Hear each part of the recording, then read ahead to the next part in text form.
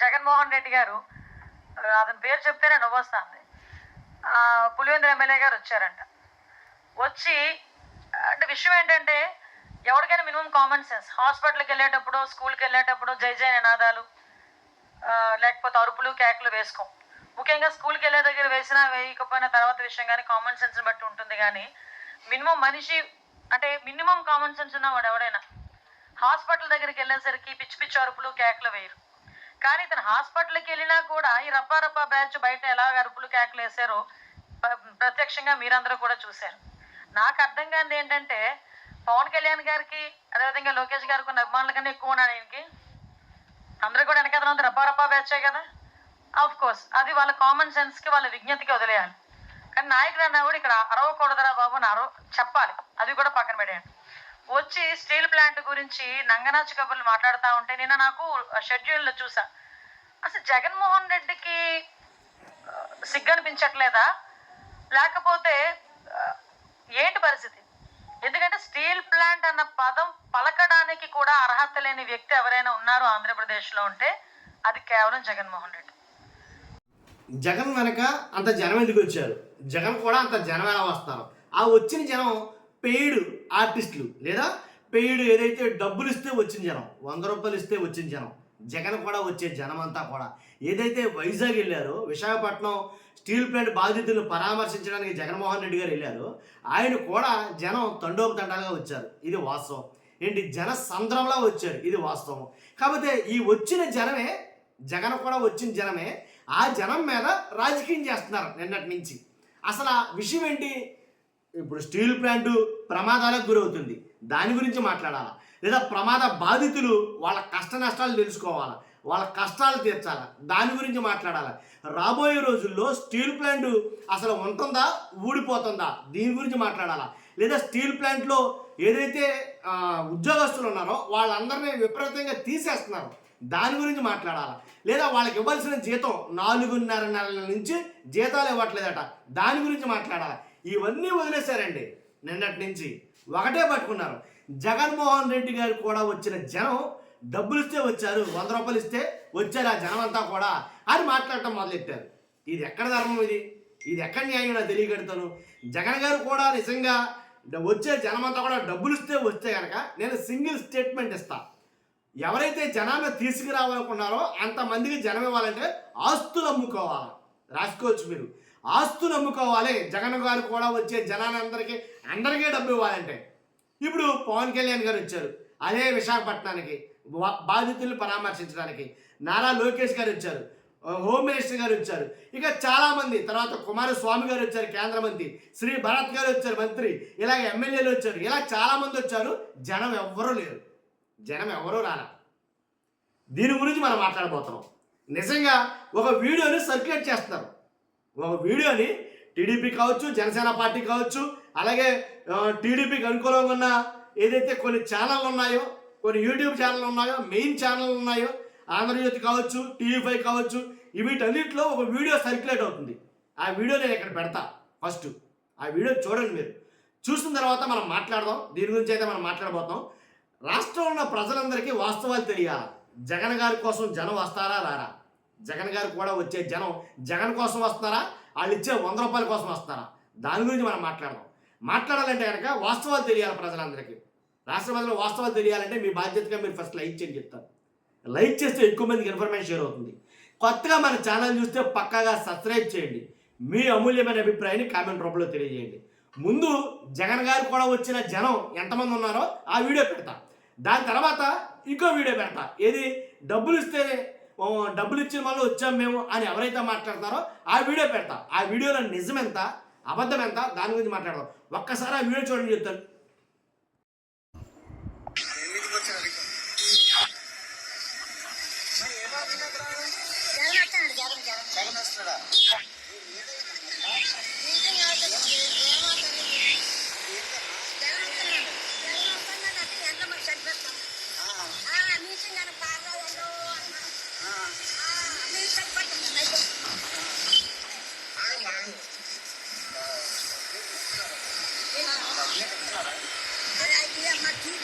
నాయకులు ఎక్కడ ఉన్నారు, ఏమి ఇస్తారో తెలియదు. 100 రూపాయలు ఎంత ఇస్తారో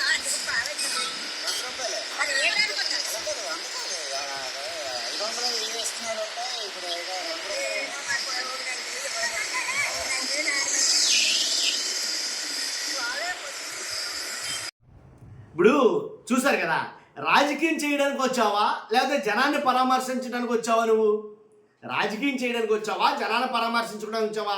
ఆ సీఎం అని అరుపులేంటి చాలా మంది ఛానల్లో.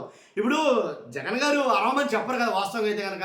ఇప్పుడు జనం ఎందుకు వస్తున్నారంటే కనుక, తండోపు జనం ఎందుకు వస్తున్నారంటే కనుక, జగన్ గారు ఒక్కడి చెప్తానండి నేను.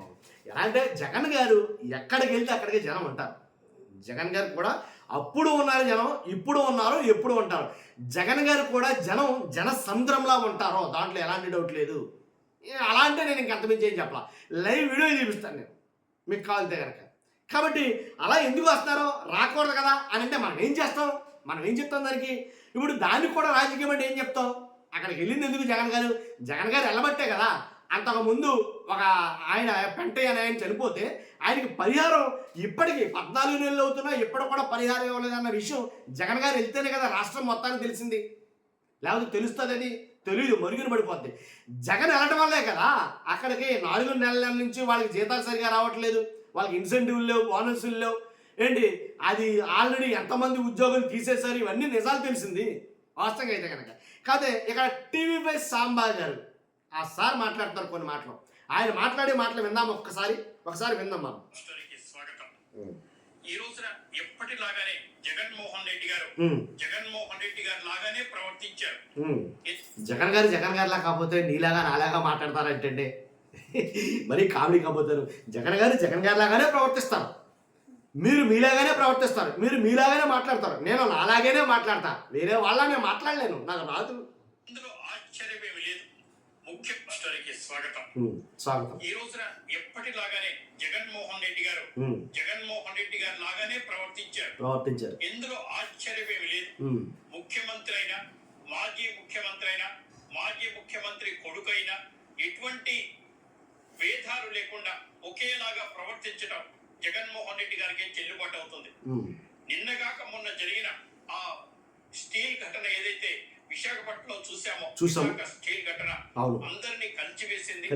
వెంటనే హోంమంత్రి లోకేష్ గారు వీరందరూ కూడా అక్కడికి వెళ్ళి ఎవరైతే గాయపడ్డారో, ఏ కుటుంబాలైతే వ్యక్తుల్ని కోల్పోయారో, ఎవరైతే ఇబ్బందులు పడ్డారో వారందరితో కూడా మాట్లాడి what best we can do, ఒక్కొక్క ఇంటికి ఒక్కొక్క ఉద్యోగం పర్మనెంట్ గా ఇవ్వడం, ఎక్స్గ్రేషియా ₹1 కోటి పైన ప్రకటించడం, పిఎఫ్, గ్రాట్యుటీ ఇవన్నీ కాకుండా, అంతేకాకుండా 25 లక్షల రూపాయలు స్టీల్ ఫ్యాక్టరీ కూడా ఇస్తుంది.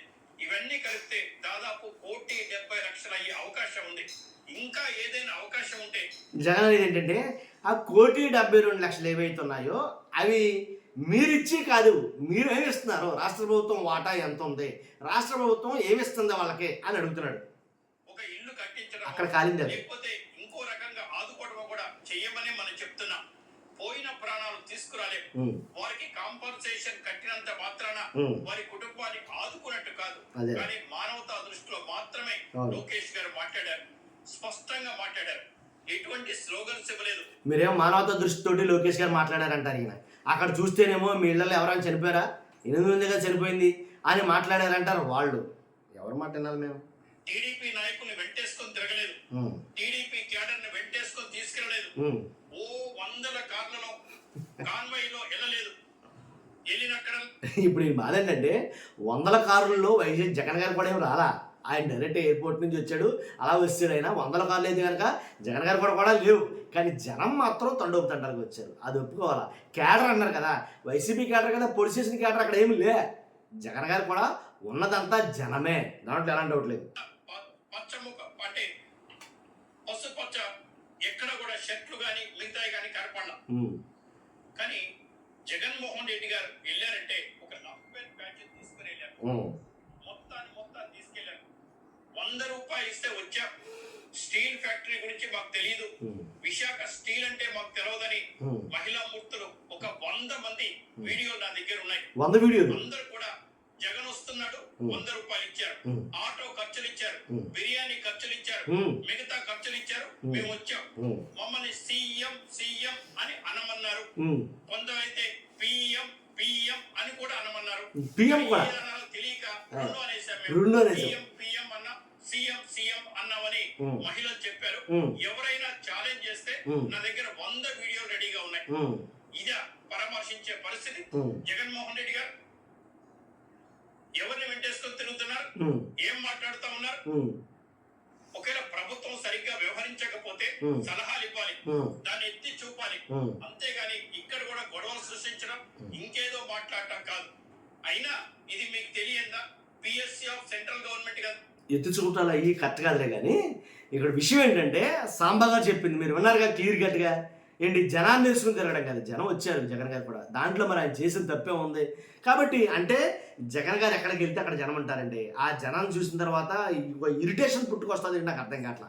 తర్వాత రకరకాలుగా మాట్లాడటం మొదలెడతారు ఈ ఛానళ్ళలో కావచ్చు, అలాగే నాయకులు కావచ్చు, అలాగే చాలామంది కూడా అలా మాట్లాడటం వల్ల నిజంగా ఒక రకంగా చెప్పాల్సి వస్తే కనుక ఒకసారి చెప్తాను నేను మీకు. ఎలా అంటే జగన్ గారు కూడా వచ్చిన జనం గురించి చాలామంది నాయకులు చాలా రకాలుగా మాట్లాడారు, దారుణంగా మాట్లాడారు. కాబట్టి చూద్దాం జరుగుతున్న పరిణామాలు బట్టి మీ అభిప్రాయం ఖచ్చితంగా కామెంట్ రూపంలో తెలియజేయండి. ఫస్ట్ అయితే లైక్ చేయండి. Thank you very much.